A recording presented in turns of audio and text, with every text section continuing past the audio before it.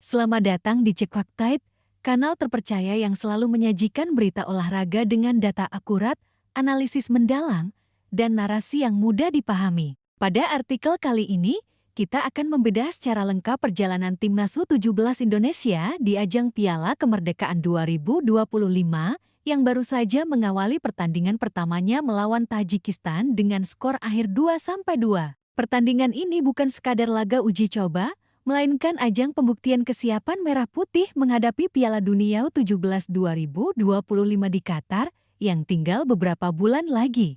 Hadir di tengah momen bersejarah peringatan HUT ke-80 Republik Indonesia, turnamen ini menjadi salah satu tolok ukur bagi pelatih Nova Arianto dan para pemain muda untuk mengasah kemampuan, strategi, dan mental juang di level internasional. Simak rangkaian fakta, analisis permainan, profil pemain kunci, hingga gambaran kesiapan Indonesia menuju kompetisi dunia dalam artikel komprehensif ini. Piala Kemerdekaan merupakan turnamen sepak bola junior yang memiliki sejarah cukup panjang di Indonesia, meski penyelenggaraannya sempat mengalami jeda cukup lama.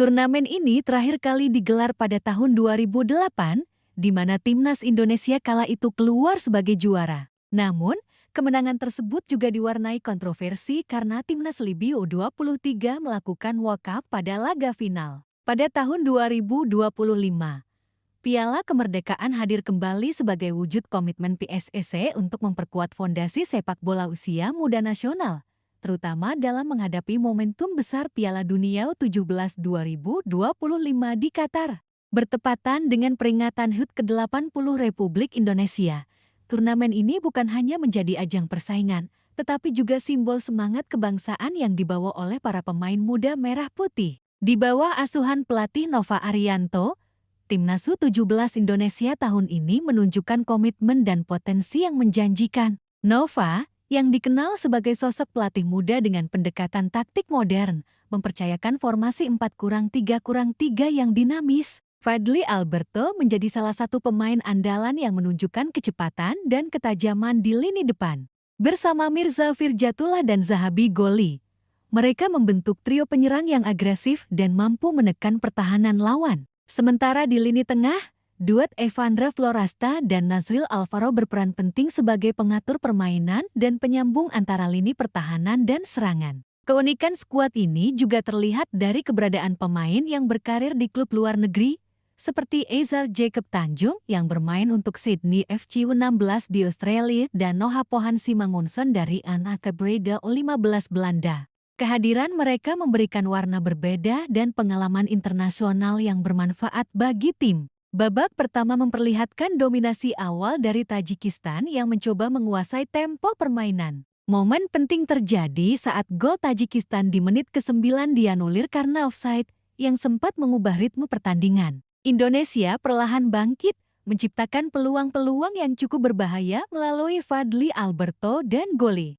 Gol pertama Indonesia melalui sundulan Mirza pada menit ke-34 menegaskan kerja keras tim dalam mengatasi tekanan lawan. Babak pertama ditutup dengan skor 1-1, menandakan pertandingan berlangsung sangat seimbang. Memasuki babak kedua, momentum berbalik ketika kesalahan komunikasi di lini belakang Tajikistan memberi peluang emas bagi Fadly Alberto untuk mencetak gol kedua Indonesia pada menit ke-50. Namun, tekanan tajam dari Tajikistan tidak surut dan pada menit akhir mereka berhasil menyamakan skor menjadi 2-2. Mungkin banyak yang belum terlalu familiar dengan sepak bola usia muda Tajikistan, terutama di level U17.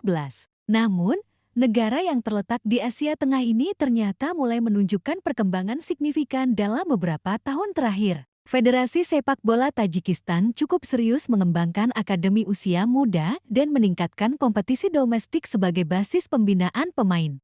Di tingkat Asia Tengah, Tajikistan dikenal memiliki gaya bermain yang mengandalkan kekuatan fisik dan disiplin taktik. Mereka juga memiliki pemain-pemain yang berpengalaman tampil di kompetisi FC U16 dan U17 Championship. Meski belum pernah tampil di Piala Dunia U17, Tajikistan rutin menjadi lawan tangguh di tingkat regional. Pada Piala Kemerdekaan 2025 ini, Tajikistan membawa skuad yang berimbang antara fisik dan teknik. Lini tengah mereka cukup solid dengan kemampuan pressing tinggi dan transisi cepat dari bertahan ke menyerang.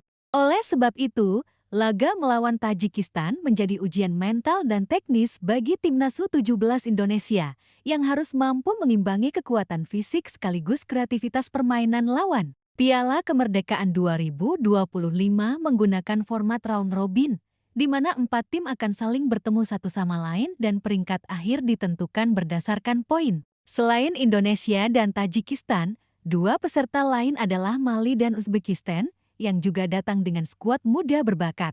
Mali sendiri merupakan negara Afrika yang dikenal rutin menelurkan pemain muda berbakat dengan teknik individu yang baik dan permainan cepat. Sedangkan Uzbekistan adalah salah satu kekuatan sepak bola Asia Tengah yang konsisten menampilkan tim-tim junior kompetitif dengan gaya permainan menyerang dan pola disiplin. Jadwal pertandingan mempertemukan Indonesia melawan Uzbekistan pada laga berikutnya yang diprediksi akan menjadi pertandingan kunci dalam perebutan posisi puncak klasemen.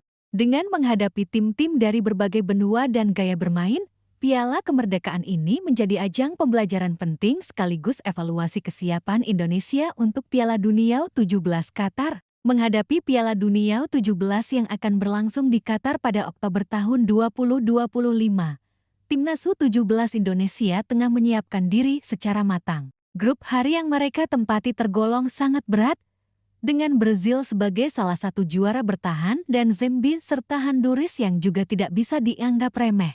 Pelatih Nova Arianto menyadari betul bahwa untuk bisa bersaing di level dunia, tidak cukup mengandalkan bakat individu saja, tapi harus ada strategi matang, kekompakan tim, serta mental baja. Selama Piala Kemerdekaan, fokus utama adalah memperbaiki komunikasi lini belakang, meningkatkan akurasi umpan, dan mengasah efektivitas penyelesaian akhir. Selain itu, skuad ini juga tengah dibina untuk memiliki stamina prima dan adaptasi cepat terhadap tekanan lawan yang berbeda gaya.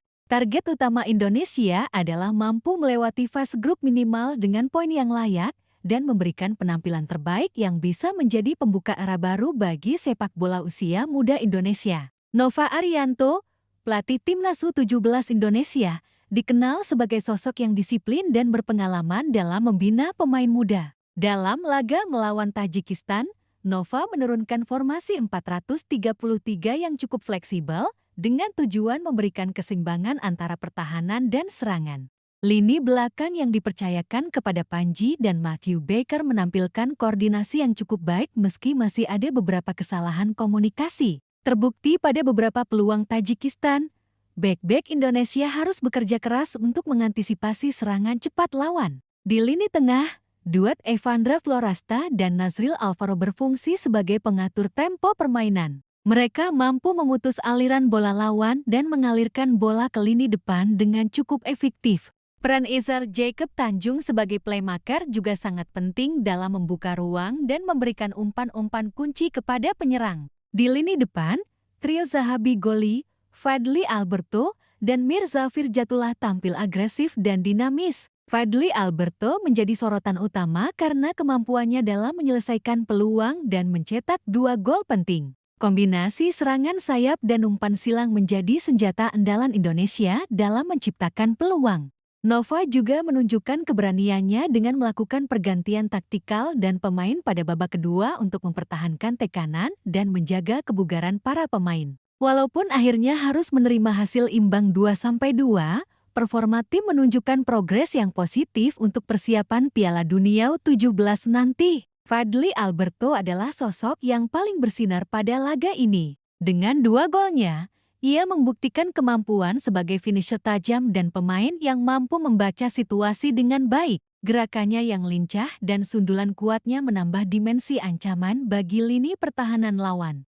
Mirza Firjatullah juga tidak kalah penting. Gol sundulannya di babak pertama berasal dari kecerdasan positioning dan ketenangannya dalam memanfaatkan kesalahan lawan. Mirza seringkali menjadi ujung tombak serangan yang mampu membuka ruang bagi rekan-rekannya. Di lini tengah, Izar Jacob Tanjung dan Nazril Alvaro menunjukkan kualitas distribusi bola yang bagus dan kerja keras dalam merebut bola. Keduanya menjadi penghubung vital antara lini belakang dan depan. Sementara di belakang, duet Putu Panji dan Matthew Baker menjadi benteng utama yang harus terus diasah kemampuannya agar lebih solid menghadapi tekanan tim-tim kuat di Piala Dunia nanti. Meskipun hasil akhir pertandingan adalah imbang 2-2, banyak hal positif yang bisa diambil dari laga ini. Timnas U17 Indonesia mampu menunjukkan daya juang tinggi dan kemampuan teknis yang memadai untuk melawan lawan yang cukup kuat. Namun, ada beberapa aspek yang perlu diperbaiki, terutama komunikasi dan koordinasi lini belakang. Kesalahan-kesalahan kecil dan kurangnya konsentrasi di menit-menit akhir memungkinkan Tajikistan mencetak gol penyama skor. Selain itu, penyelesaian akhir masih harus ditingkatkan agar peluang-peluang emas yang didapat tidak terbuang sia-sia. Laga berlangsung di Stadion Utama Sumatera Utara, Deli Serdang, yang menjadi saksi perjuangan Timnas U17 Indonesia. Ribuan supporter yang memadati stadion memberikan atmosfer semangat nasionalisme yang membara, khususnya dalam rangka memperingati HUT ke-80 Republik Indonesia. Sorakan dan nyanyian dukungan dari supporter menjadi energi tambahan bagi para pemain muda untuk tampil maksimal. Kehadiran keluarga, pelatih, dan staf pendukung juga memberikan motivasi ekstra untuk mempersembahkan yang terbaik. PSSI dan panitia penyelenggara turut berupaya memberikan fasilitas terbaik dan suasana pertandingan yang kondusif agar para pemain bisa fokus dan merasa dihargai dalam proses pembinaan ini.